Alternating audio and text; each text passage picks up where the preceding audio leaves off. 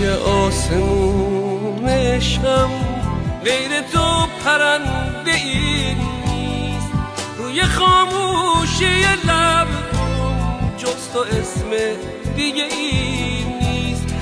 توی قلب من عزیزم هیچ کسی جایی نداره، دل عاشقم به جز تو هیچ کسی رو دوست نداره.